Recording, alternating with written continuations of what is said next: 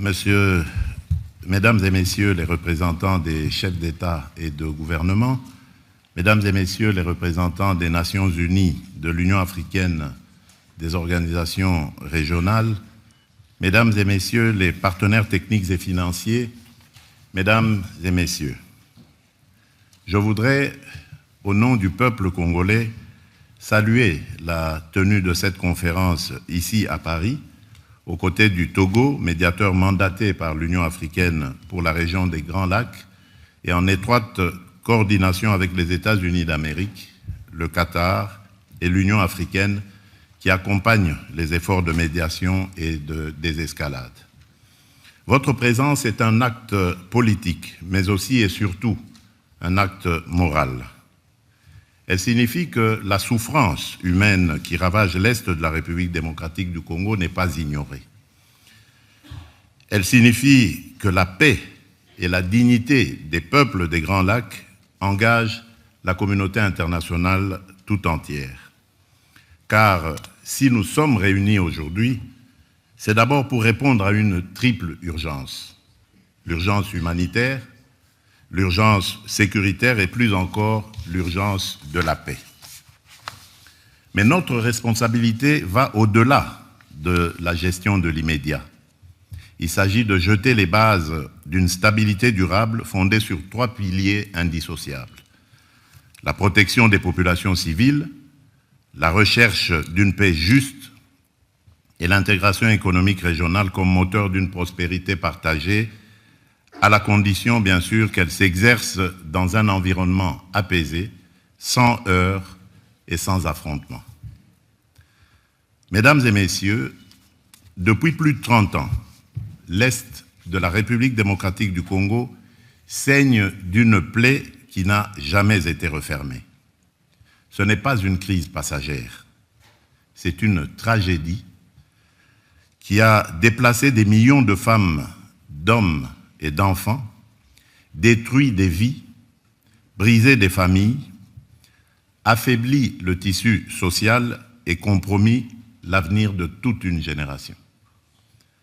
La République démocratique du Congo fait aujourd'hui partie des pays les plus durement frappés par les déplacements internes, avec des millions de personnes contraintes de fuir les violences, notamment dans les provinces du Nord et du Sud Kivu. Cette situation dramatique est aggravée par la dégradation des infrastructures, l'insuffisance des financements pour l'aide humanitaire et la recrudescence des maladies. Les besoins sont immenses et immédiats. Protection des civils, prise en charge psychosociale, accès aux soins de santé, continuité éducative, sécurité alimentaire, accès à l'eau potable et à l'assainissement. Les données sont accablantes. En 2024, 26 millions de personnes en République démocratique du Congo étaient en situation d'insécurité alimentaire aiguë et près d'un enfant sur 2 de moins de 5 ans souffrait de malnutrition chronique. À la 45e semaine épidémiologique de 2024, 445 zones de santé sur 519 avaient déjà rapporté des cas de choléra et ou de Mpox. Ces chiffres ne sont pas des abstractions statistiques. Ils décrivent une urgence humanitaire absolue. La crise humanitaire en République démocratique du Congo est liée directement à des actions militaires menées par le groupe armé AFC M23, soutenu sur les plans logistiques, financiers et opérationnels par le Rwanda en violation flagrante de la souveraineté nationale et de l'intégrité territoriale de mon pays. Cette réalité est aujourd'hui documentée et reconnue, et elle a été rappelée par la résolution 2773 du Conseil de sécurité des Nations Unies, qui exige le retrait immédiat et inconditionnel de l'AFC M23 de toutes les zones qu'il occupe, y compris les centres urbains stratégiques, ainsi que le retrait des forces rwandaises du territoire congolais. Cette résolution n'est pas une opinion diplomatique. Elle est un impératif juridique et politique que chacun ici a le devoir de faire respecter. Mesdames et messieurs, depuis le début de cette année, les violences se sont intensifiées avec une brutalité rarement atteinte. Les offensives menées par le M23, l'AFC M23, dans des zones densément peuplées, ont provoqué des affrontements meurtriers et des déplacements massifs. Des villes entières ont été prises, des communautés déracinées, des quartiers vidés de leurs habitants. Les attaques ont visé des camps de déplacés, des hôpitaux, des écoles. Les violences sexuelles et les violences basées sur le genre sont utilisées comme armes de guerre. Des enfants sont recrutés de force. Des convois humanitaires sont pillés. Rien de tout cela n'est acceptable, rien de tout cela n'est défendable, rien de tout cela ne peut devenir la normalité d'une région à laquelle on demanderait de s'habituer à l'horreur. Les chiffres parlent d'eux-mêmes et ils sont insoutenables. Des millions de personnes déplacées, des foyers forcés à l'exil à répétition, des enfants privés d'école, des femmes mutilées dans leur corps et dans leur dignité, des épidémies de choléra, de rougeole, de mpox et des flambées de maladies infectieuses dans des zones où les structures sanitaires ont été détruites ou abandonnées. Nous sommes face à une crise humanitaire totale, sanitaire, alimentaire, sociale, psychologique, humaine. Je veux ici saluer celles et ceux qui, au prix du danger, continuent d'agir. Les équipes médicales, les humanitaires, les agents des agences des Nations Unies, les ONG internationales, les ONG locales, les structures communautaires, la société civile, les associations de femmes. À toutes ces femmes et à tous ces hommes qui prennent des risques pour sauver des vies, je dis aujourd'hui, la République démocratique du Congo connaît votre courage et elle vous en est reconnaissante. Mesdames et messieurs, la première responsabilité de l'État congolais est et restera la protection de sa population. Nous assumons cette responsabilité. Nous avons renforcé l'effort humanitaire national, notamment à travers la mise en place de la Caisse de solidarité nationale et de gestion humanitaire des catastrophes, destinée à canaliser de manière transparente les contributions internes et externes et à garantir que l'aide parvienne aux plus vulnérables. Aux côtés de l'État congolais, les agences des Nations Unies, en particulier le Haut Commissariat pour les réfugiés et le Bureau de la coordination des affaires humanitaires, ainsi que plusieurs organisations humanitaires dont le Comité international de la Croix-Rouge et Médecins sans frontières, se sont mobilisés pour apporter une assistance vitale aux personnes déplacées, blessées, exposées.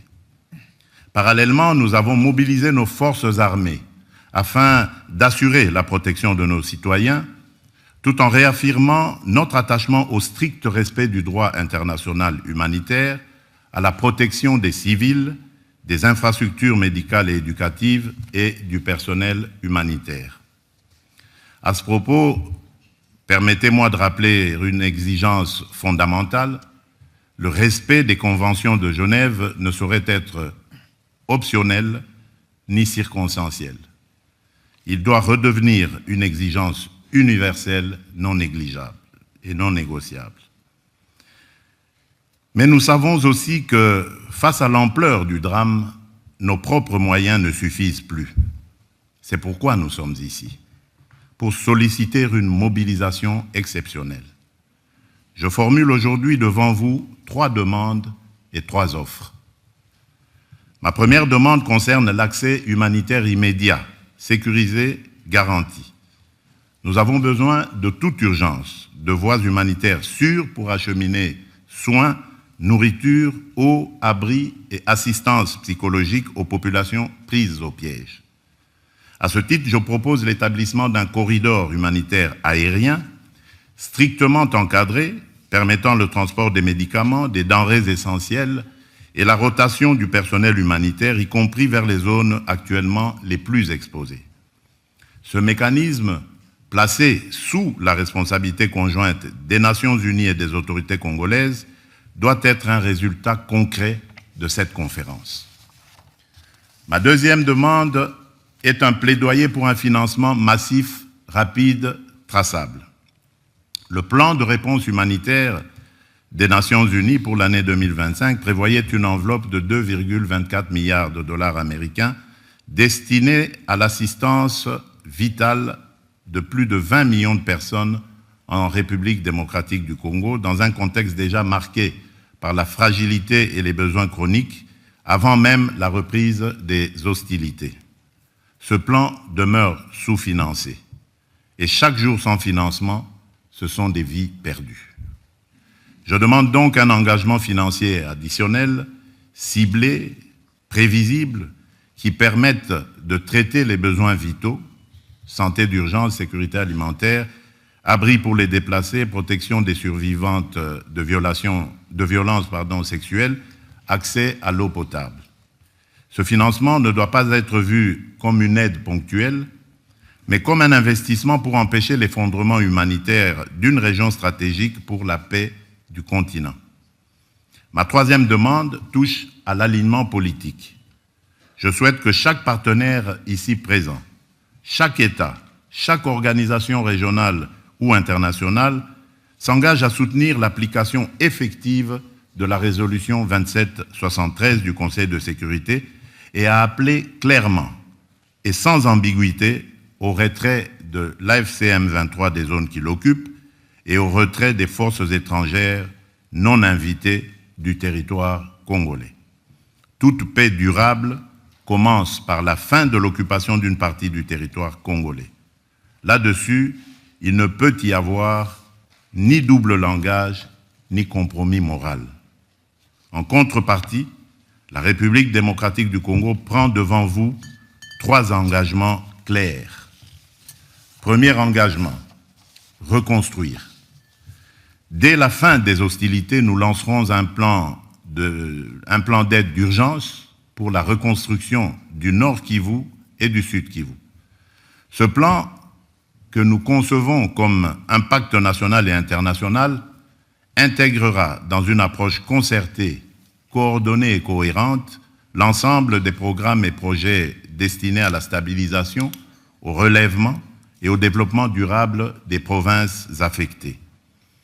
Il visera à mobiliser environ 5 milliards de dollars à l'horizon 2026 pour la réouverture des écoles, la réhabilitation des centres de santé, la reconstruction des routes, le rétablissement des services sociaux essentiels et le retour digne des personnes déplacées. Il ciblera ainsi la sécurité alimentaire car nourrir une famille, c'est déjà commencer la paix. Ce plan sera coordonné, unifié et transparent. Aucun territoire ne sera abandonné, aucune communauté ne sera laissée en marge. Deuxième engagement, protéger les plus vulnérables et responsabiliser les auteurs. Nous allons renforcer notre cadre juridique relatif à la protection des déplacés et des victimes de catastrophes humanitaires, notamment par l'intégration en droit national de la Convention de Kampala de l'Union africaine et l'adoption d'un dispositif légal pérenne de financement de l'action humanitaire et de réduction des risques. Dans cette perspective, une loi sur le financement de l'action humanitaire et de la gestion des risques de catastrophe sera prochainement adoptée afin de doter le gouvernement de mécanismes pérennes de financement conformément au cadre de Sendai 2015-2030 pour la réduction des risques de catastrophe et aux engagements pris lors du sommet humanitaire mondial d'Istanbul en 2016. Nous veillerons à ce que les survivantes de violences sexuelles soient reconnues comme victimes de guerre, accompagnées, soignées et réparées. Je tiens à rappeler que la redevabilité constitue une exigence fondamentale de la paix durable.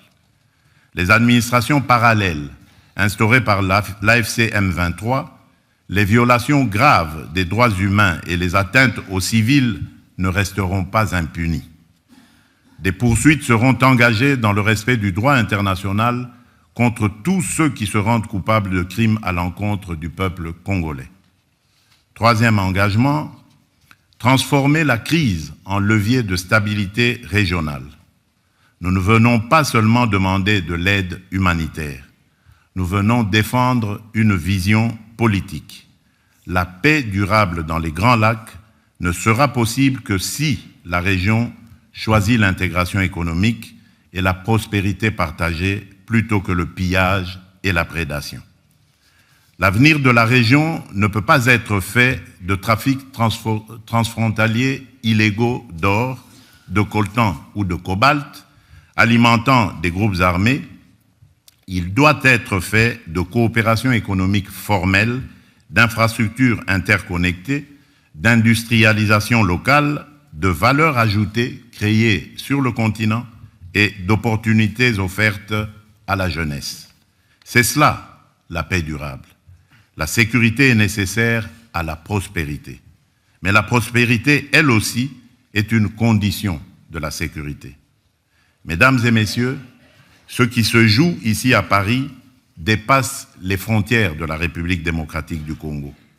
Il s'agit de savoir si la communauté internationale est prête à protéger des vies civiles aujourd'hui, pas seulement à commenter leur sort demain. Il s'agit aussi de savoir si nous sommes capables de reconnaître que la paix n'est pas un geste charitable, mais un investissement collectif dans la stabilité d'une région entière de l'Afrique centrale et orientale au cœur des équilibres du continent. Je voudrais, en terminant, m'adresser non seulement au gouvernement, mais au peuple français, au peuple togolais, aux peuples africains, aux peuples amis, à tous ceux qui nous écoutent. Je vous demande une chose simple, ne détournez pas le regard. Derrière chaque statistique que nous citons aujourd'hui, il y a un enfant qui dort sous une bâche au lieu d'un toit.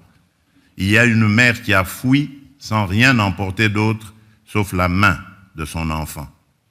Il y a une communauté qui refuse de mourir parce qu'elle croit encore en l'idée la plus simple, la plus belle et la plus juste, vivre en paix chez soi. Ce que nous demandons, c'est la vérité. Ce que nous demandons, c'est la justice. Ce que nous demandons, c'est la paix, une paix durable. La République démocratique du Congo prend ses responsabilités. Nous vous demandons aussi de prendre les vôtres. Je vous remercie.